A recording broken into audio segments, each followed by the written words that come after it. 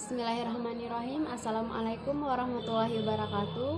Perkenalkan, nama saya Nur Mutmaina, NIM 200106109 dari kelompok 2. Saya sebagai pemateri pertama akan membahas tentang perkembangan Islam di Indonesia dan berbagai teori dan perspektif tentang masuknya Islam di Indonesia. Perkembangan Islam di Indonesia.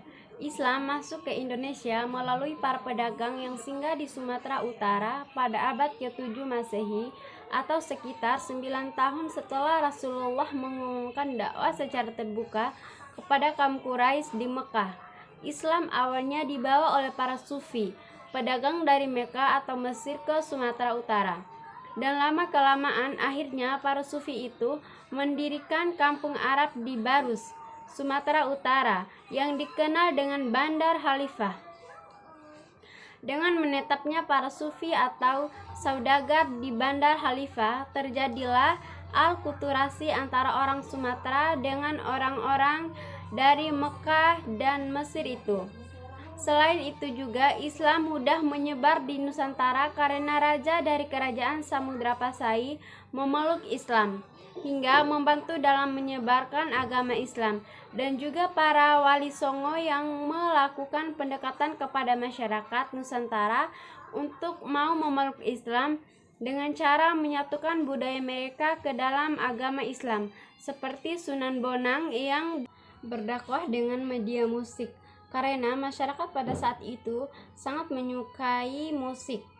Di saat sela-sela acaranya, Sunan Bonang menyebarkan nilai-nilai keislaman. Yang kedua yaitu tentang berbagai teori dan perspektif tentang masuknya Islam ke Indonesia. Yang pertama yaitu teori Gujarat. Teori ini dipelopori oleh ahli sejarah Snow Hurgonce.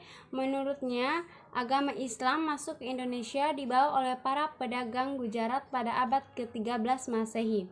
Yang kedua yaitu teori Persia. P.A. Hussein Hidayat memperoleh teori ini dan menyatakan bahwa agama Islam dibawa oleh pedagang Persia atau Iran. Hal ini berdasarkan kesamaan antara kebudayaan Islam di Indonesia dengan Persia. Yang ketiga yaitu teori Makkah. Teori ini menyatakan bahwa Islam masuk ke Indonesia langsung dibawa oleh para pedagang. Teori ini berdasarkan sebuah berita di Cina yang menyatakan jika pada abad ke-7 sudah terdapat perkampungan muslim di pantai barat Sumatera. Saya Nurul Hidayah. Di sini saya sebagai pemateri kedua. C. Berbagai saluran masuknya Islam ke Indonesia. Masuknya Islam di Indonesia berlangsung secara damai dan menyesuaikan dengan adat serta istiadat penduduk lokal. Proses masuknya Islam dilakukan melalui cara berikut ini. 1. Perdagangan. 2. Perkawinan. 3. Pendidikan. 4. Kesenian. 3. D. Kerajaan-kerajaan Islam yang berkembang. Kerajaan Islam di Indonesia mulai ada sejak abad 13 hingga 15 Masehi. Munculnya kerajaan Islam dikarenakan baiknya hubungan perdagangan antara Indonesia dengan negara di Timur Tengah. 1. Kerajaan Demak. 2. Kerajaan Ternate. 3. Kerajaan Perlak. 4. Kerajaan Cirebon. 5. Kerajaan Samudra Pasai. 6. Kerajaan Aceh. 7. Kerajaan Banjar. 8. Kerajaan Mataram Islam. 9. Kerajaan Pajan. 10. Kerajaan Malaka. 11. Kerajaan Maluku. 12. Kerajaan Goa. E. Bentuk dan pengaruh agama dan kebudayaan di Indonesia. Dengan masuknya Islam, Indonesia kembali mengalami proses alkulturasi yang melahirkan kebudayaan baru, yaitu kebudayaan Islam di Indonesia. Masuknya Islam tersebut tidak berarti kebudayaan Hindu dan Buddha hilang. Bentuk budaya sebagai hasil dari proses alkulturasi tersebut tidak hanya bersifat kebendaan, tetapi juga menyangkut perilaku masyarakat di Indonesia.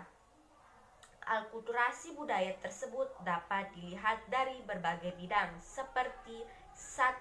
Seni bangunan, 2.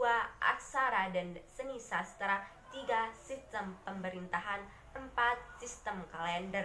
Kesimpulan dari proses masuk dan berkembangnya Islam di Indonesia dapat dilihat yakni perkembangan Islam tidak lepas dari adanya para pedagang yang datang ke Indonesia dengan tujuan berdagang.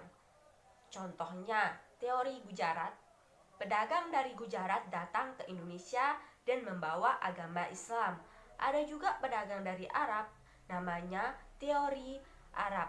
Selain itu, ada lagi teori lain yang awalnya juga berdagang seperti dengan adanya teori Tiongkok dan teori Persia. Berkembangnya Islam di Indonesia juga tidak lepas dari penyebar agama Islam yang dikenal dengan Wali Songo di Jawa dan Datuk Tanu di Sulawesi. Proses penyebaran Islam di Indonesia tidak lepas dari akulturasi dengan kebudayaan lama sebelum masuknya Islam. Beberapa akulturasi tersebut dapat dilihat di permainan tradisional, wayang, masjid, dan tidak melepaskan ajaran Islam dan kebudayaan lama.